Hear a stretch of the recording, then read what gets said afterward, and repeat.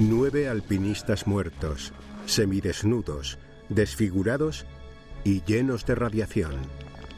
No creo que murieran donde los encontraron. Creo que alguien movió los cuerpos. Espíritus demoníacos del más allá. Si haces algo malo, el Strigoi viene a arrebatarte la vida. Y atroces experimentos para resucitar a los muertos. De repente parpadeó y todos creían que había vuelto a la vida. Estas increíbles historias proceden de la antigua Unión Soviética, de una época de miedo e incertidumbre. Las conjeturas sin hechos probados dan lugar a mistificaciones y mitos. Ocultos tras el telón de acero, estos inquietantes misterios salen a la luz. Gracias a los testigos oculares, a los expedientes desclasificados y a la opinión de los expertos, ahora podemos descubrir la verdad de estos inexplicables misterios de la Unión Soviética. Expedientes X rusos. En la antigua URSS, los controles y la censura eran algo cotidiano. Pero desde la caída del telón de acero, los expedientes de casos inexplicables han comenzado a salir de lo más profundo de los archivos soviéticos. Estos expedientes hablan de fenómenos extraños, monstruosas criaturas y siniestros acontecimientos. Uno de los sucesos más complejos y fascinantes es el llamado Incidente Dyatlov. Incidente Dyatlov. Muerte en las montañas. En enero de 1959, un grupo de 8 hombres y 2 mujeres emprendió una expedición de esquí a las profundidades de los montes Urales. Yuri Kunsevich tenía entonces tan solo 12 años. El líder del grupo era Igor Dyatlov, un alpinista con mucha experiencia. Todos eran estudiantes o antiguos estudiantes de la universidad. El único de fuera era Zolotaryov. Su objetivo era escalar el escarpado monte Otorten. Otorten significa no vayas allí. Para alcanzar su objetivo debían estar en muy buenas condiciones físicas. Para llegar, partieron desde su universidad en Sverdlovsk, conocida ahora como Ekaterimburgo, y recorrieron 640 kilómetros al norte hasta adentrarse en las montañas nevadas.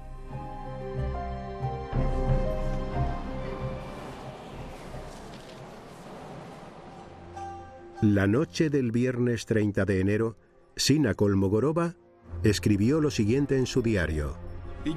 Estamos siguiendo el curso del río Auspia. Y al final añadió una nota que decía: creo que hoy construiremos un cobertizo. Fue lo último que escribió.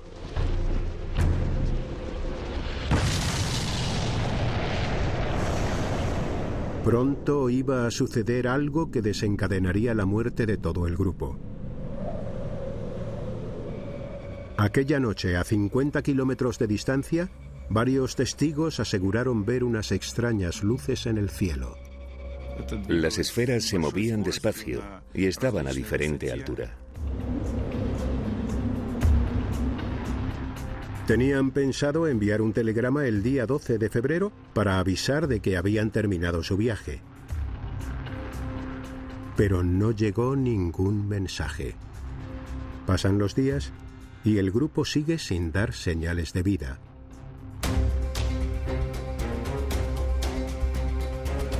Comienza entonces una misión de búsqueda y rescate impulsada por los familiares y amigos de los montañeros. Pasaron 5 días y no encontraron nada, pero de repente, 2 estudiantes voluntarios descubrieron las primeras pistas. Llegamos en helicóptero el día 23 y el 25 encontramos las marcas de los esquíes.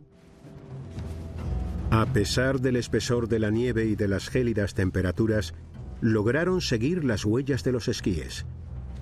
Y a la mañana siguiente encontraron la tienda de campaña.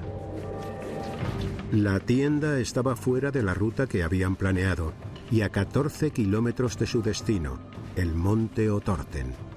estaba situada en la ladera de una montaña diferente a la que los lugareños llaman Kolatsiaki, la montaña de los muertos. ¿Por qué cambiaron el rumbo? Pero lo más extraño es que la tienda parecía estar rajada desde el interior. Dentro de la tienda estaba toda su ropa de abrigo y se habían dejado incluso las botas. Era muy raro. Salir sin ropa en pleno invierno es un suicidio.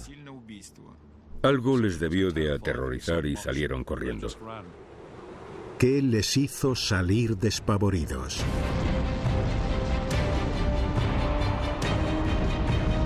La explicación más obvia sería una avalancha. El estruendo de la nieve y las rocas hizo que el grupo saliera corriendo de la tienda. Eso explicaría que la tienda estuviera rasgada, pero no había ninguna otra señal de que hubiera habido una avalancha. Esa teoría está totalmente descartada, porque en una pendiente tan ligera nunca podría haber una avalancha. La pendiente de esa ladera está entre los 18 y los 20 grados, muy por debajo de lo que se considera un ángulo crítico. Si no fue una avalancha, fue otra cosa lo que les asustó y les hizo huir, dejando atrás la ropa y todo el equipo. Si no llevaban ropa de abrigo, había muy pocas probabilidades de encontrarlos con vida. Buscando a 1,5 kilómetros de donde estaba la tienda, las sospechas del equipo de rescate se confirmaron.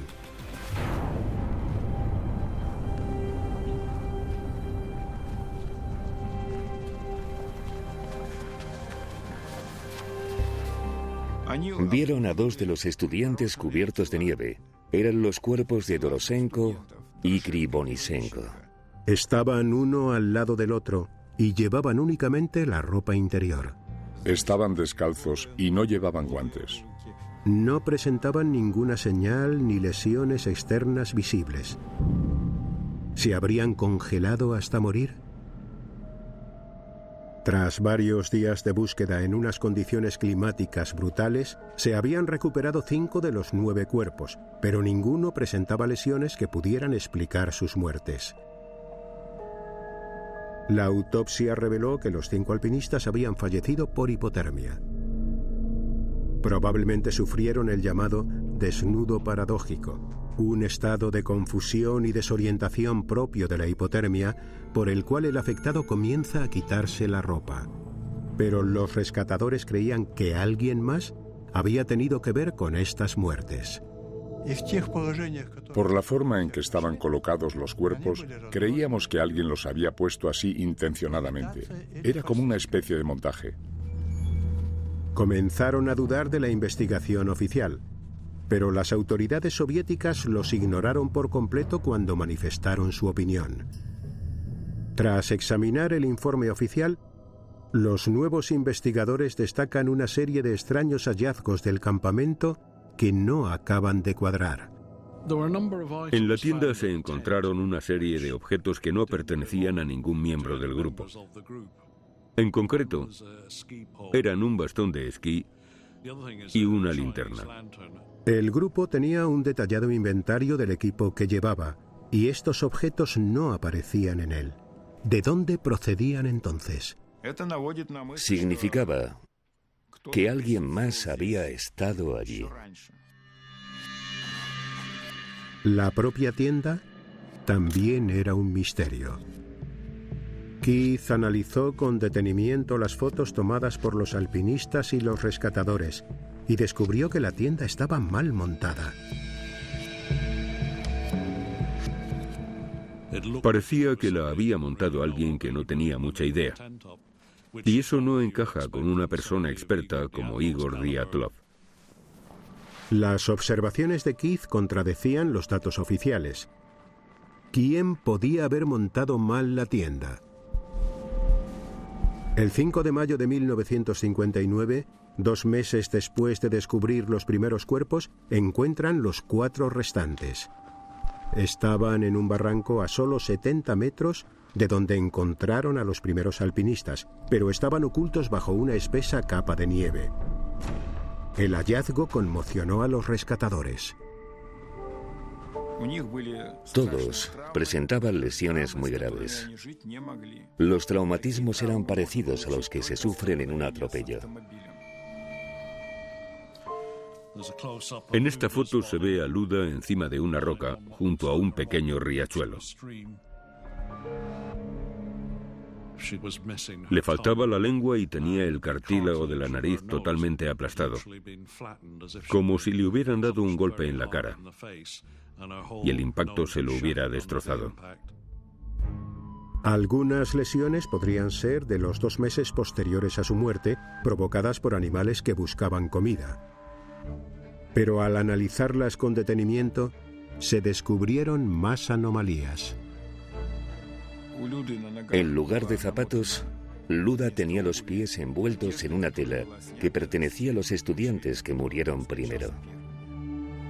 Y lo más extraño es que su chaqueta emitía radiación. Los alpinistas eran civiles. ¿Por qué iba a haber rastros de radiación?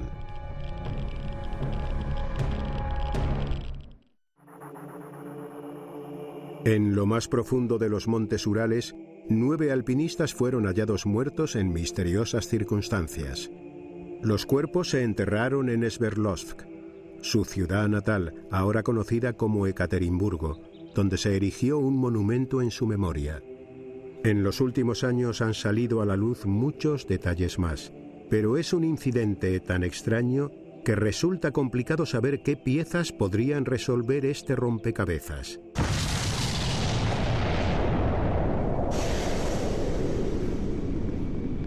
Se han planteado innumerables teorías, y la pieza clave han sido aquellas luces que aparecieron en el cielo. Para algunos solo pueden ser una cosa: ovnis. Lev Ivanov lideraba la investigación. Él era policía y hasta que murió estaba convencido de que los ovnis tuvieron algo que ver. Otros investigadores creen que hay una explicación más realista. Para ellos, las luces y las lesiones que presentaban algunos de los cuerpos apuntan a algún tipo de prueba militar.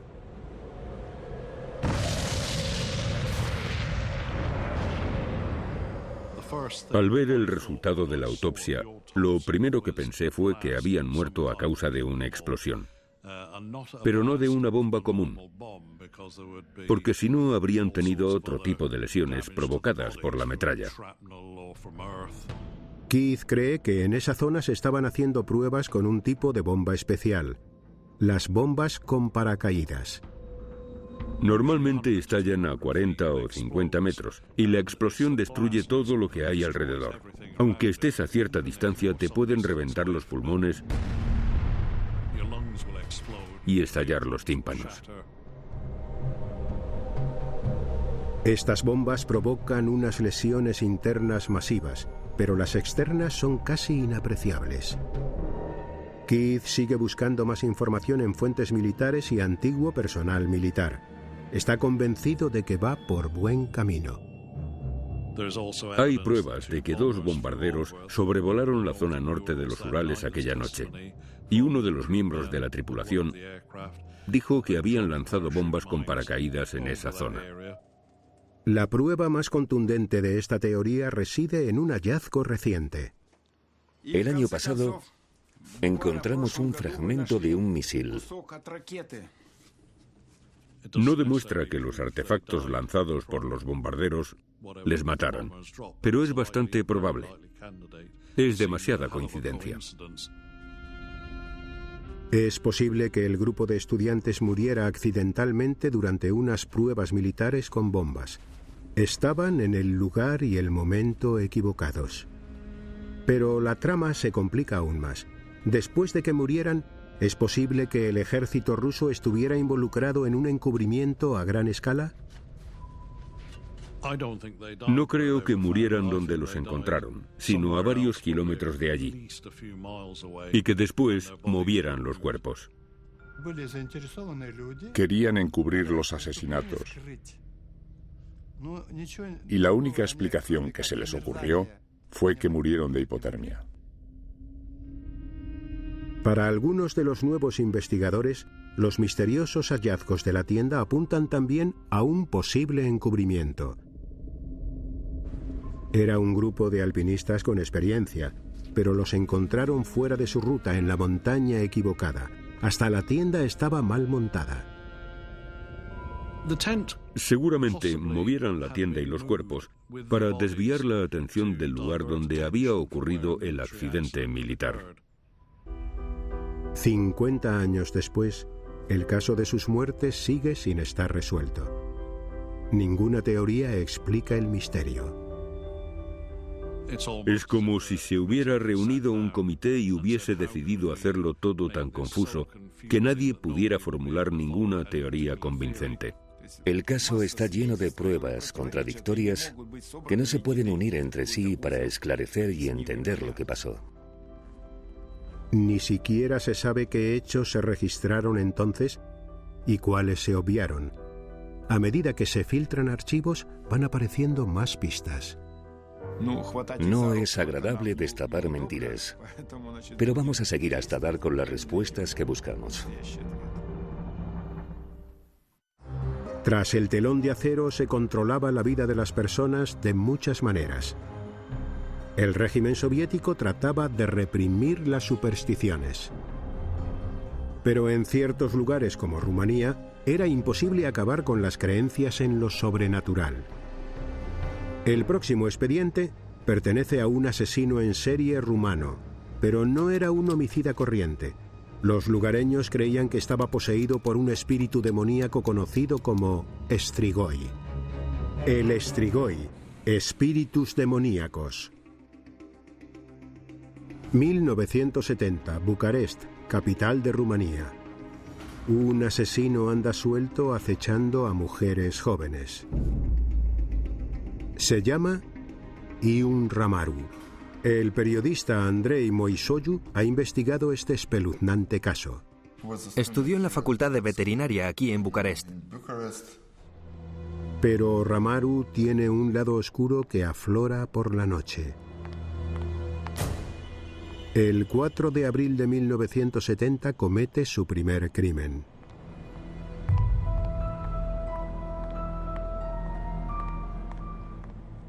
La víctima era una mujer. Le golpeó la cabeza con un objeto contundente.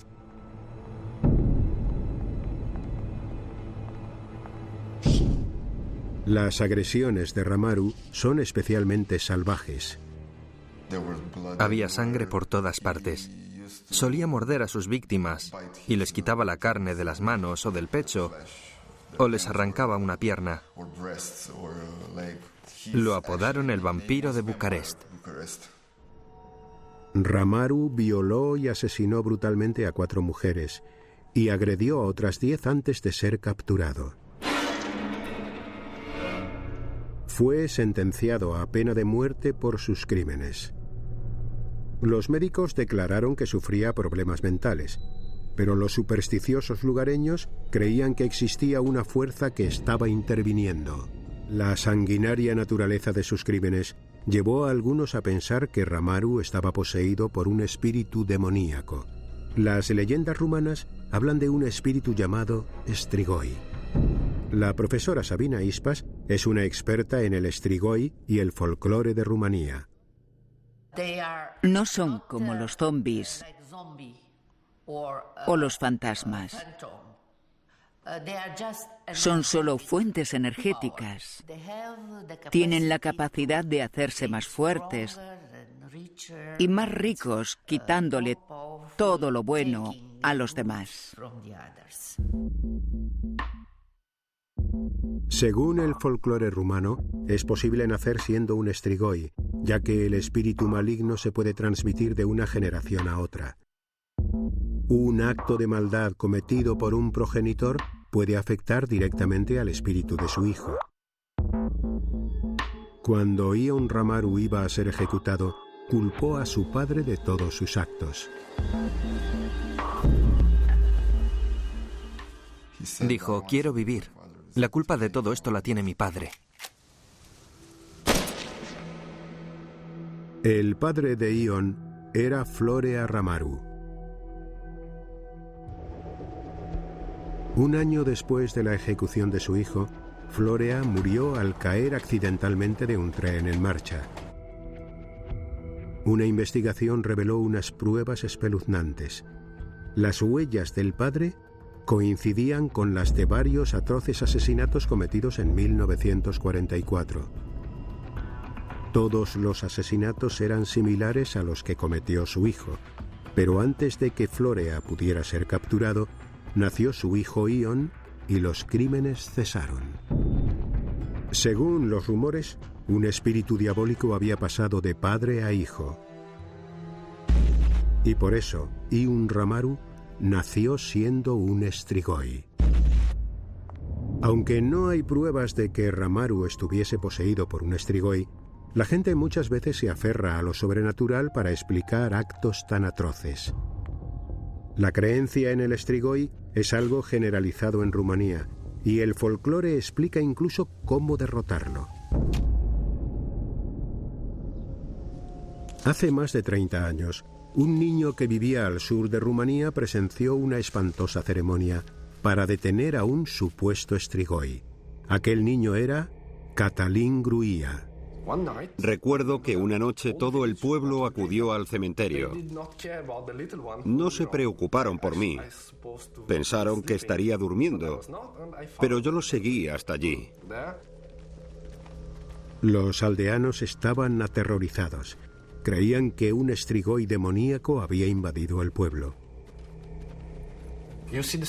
Analizas todas las señales. Ves que los animales están muriendo, que la gente de tu familia y del pueblo también está muriendo. Los síntomas y el problema están muy claros. Ya sabes que hay un Strigoi. Según el folclore rumano, si se sospecha que un espíritu maligno habita el cuerpo de un muerto, hay que llevar a cabo una serie de rituales para matar a ese Strigoi. El joven Cătălin fue testigo de una de esas terroríficas ceremonias. Sospechaban que una persona recientemente fallecida albergaba el espíritu del Strigoi y decidieron exhumarla. Había 2 hombres cavando y las mujeres estaban alrededor, todas vestidas de negro. Cuando ven el cadáver, se confirman las peores sospechas de los aldeanos. Las horribles marcas que tiene el cuerpo manifiestan la presencia del espíritu del Strigoi. Vieron que el hombre estaba intacto, pero tenía un mordisco en la mano, restos de sangre, y estaba dado la vuelta. Yo estaba muerto de miedo. Cătălin no recuerda muy bien qué pasó después, pero según el folclore rumano, para matar a un Strigoi hay que utilizar una estaca de madera y ajo. La aterrorizada comunidad tomó medidas desesperadas y rezó para que el ritual para matar al Strigoi hubiera funcionado. La creencia en los poderes de estos espíritus demoníacos data de hace muchos siglos. Algunos investigadores creen que podría tener relación con una catastrófica enfermedad que azotó Europa, la peste negra. Cuando hay una epidemia mortal, la gente se asusta y quiere sentir que tiene el control, que puede hacer algo y puede identificar la causa. Así nacieron las historias relacionadas con el Strigoi, y muchas de ellas se asociaron con el concepto occidental del vampiro. Las pruebas que sirven para identificar a un posible Strigoi tienen que ver con los procesos naturales que sufre un cuerpo al descomponerse. Se ven cosas muy desagradables, como burbujeos y cambios de posición. La cara puede enrojecerse y el cuerpo hincharse. La gente cree que el color rojo alrededor de la boca es sangre de aquellos a los que han mordido, pero se debe al proceso de descomposición del cuerpo. Existen explicaciones racionales que responden a buena parte de las leyendas y supersticiones que rodean al Strigoi, pero eso no impide que la gente siga creyendo en él. Si haces algo malo, el Strigoi viene a arrebatarte la vida. Las supersticiones son la respuesta natural a nuestra forma de ver el mundo. El deseo de dar con el culpable de lo sucedido y tener algún tipo de ritual para acabar con él proporciona una sensación muy satisfactoria para el ser humano. Pero mientras la gente piense que el Strigoi es una amenaza real, se seguirá creyendo en él.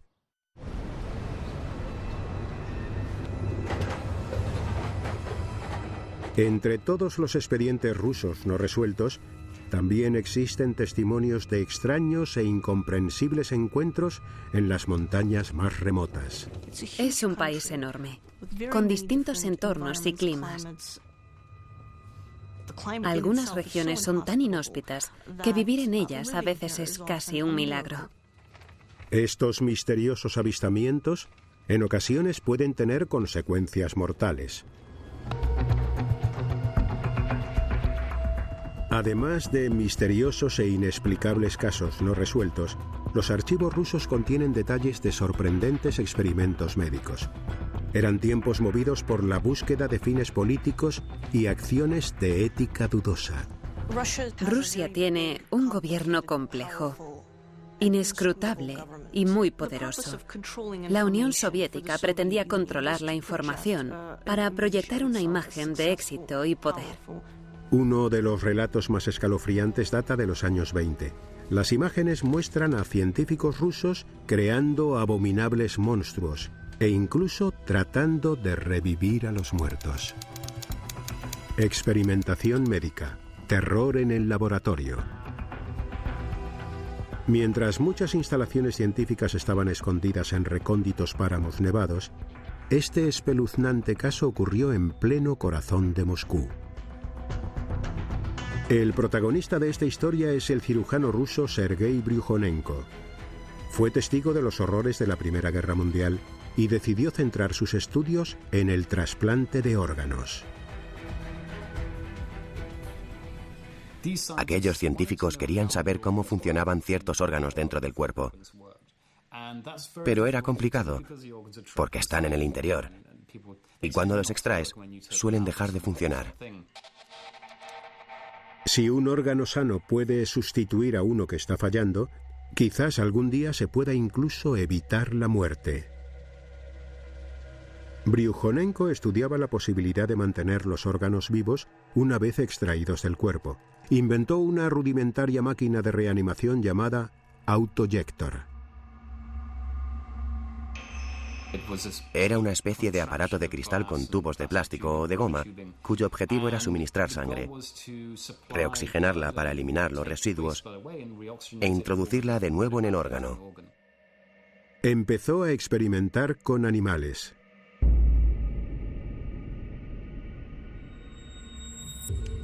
Conectando el autoyector a los vasos sanguíneos del corazón de un perro, podía hacer que siguiera latiendo fuera del cuerpo.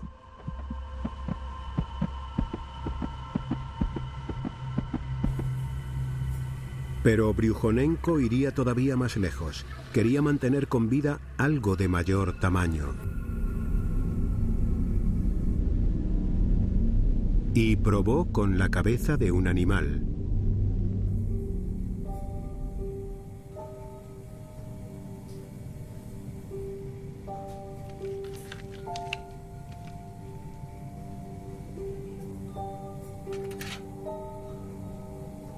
El cirujano ruso Sergei Gliantsev ha estudiado el trabajo de Bryukhanenko con todo detalle. Cogió a un perro, le cortó la cabeza y le inyectó una medicación en los vasos sanguíneos.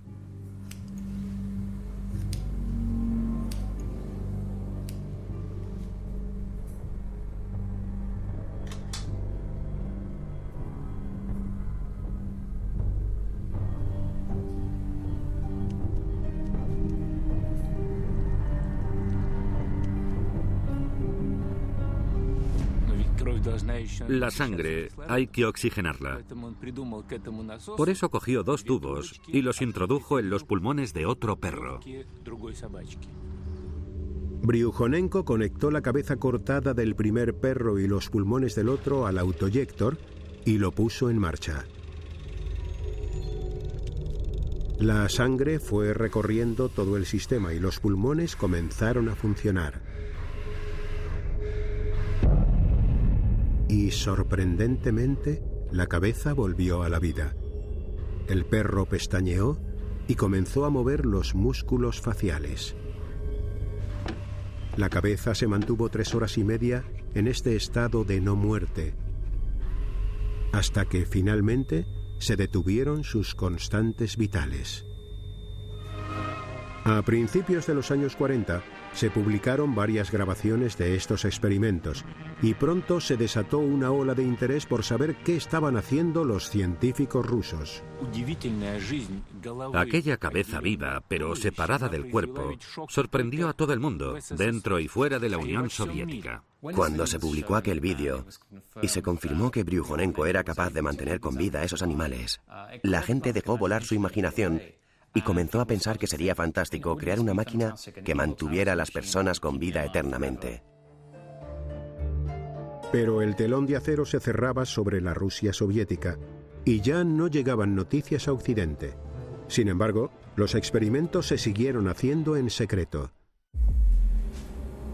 Tras el telón de acero, se llevan a cabo espeluznantes experimentos con animales lejos de las miradas de Occidente. En los archivos aparece otro cirujano ruso llamado Vladimir Demikov. Quiere investigar cómo el cerebro controla los órganos y al hacerlo, creó un monstruo. Demikov no era médico, sino biólogo. Cogía la cabeza de un animal pequeño, la de un cachorro, por ejemplo, y la injertaba en el cuello de un perro adulto. Demikov creó un perro bicéfalo. Si te fijabas bien, de repente veías aparecer la otra cabeza. El perro más pequeño le mordisqueaba las orejas al grande y solían pelearse entre ellos. Todo aquel que veía al perro se sorprendía, y el jefe de Demikov tenía sus reservas al respecto. Le prohibió hacer esas cosas. Le dijo: no puedo ver a este perro. No vuelva a hacerlo. Pero mediante este atroz experimento, Demikov amplió las fronteras de la ciencia. Ahora podía analizar cómo el sistema nervioso controlaba todos los órganos. Nadie había hecho antes algo así. No se sabía nada al respecto. Mientras Demikov sigue trabajando con sus perros, Sergei Bryukhanenko quiere ir un paso más allá y experimentar con humanos. En los años 30, Bryukhanenko se centró en la idea de la reanimación. ¿Sería posible que un cuerpo muerto volviera a la vida? Cogieron el cuerpo de un hombre que había fallecido en una cirugía el día anterior y lo conectaron a la máquina.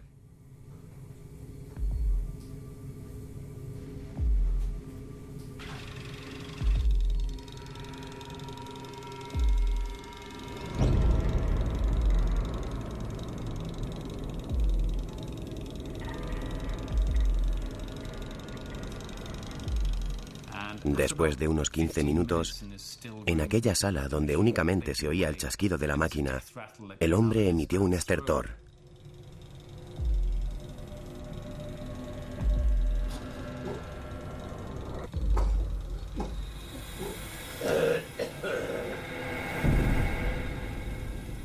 De repente parpadeó, y todos los presentes creían que había vuelto a la vida.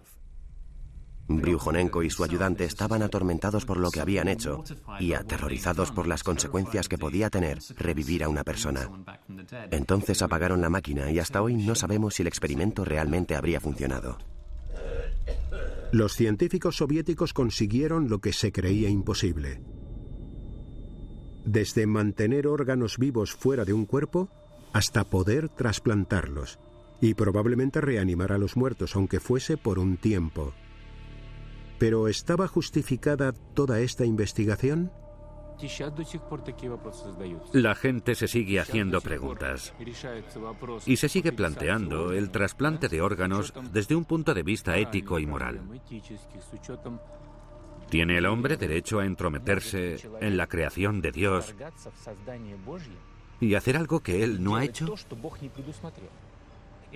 Si se pudiera revivir a una persona, significaría que no existe realmente el alma y que el cuerpo es una máquina cuyos componentes se pueden sustituir por los de otra.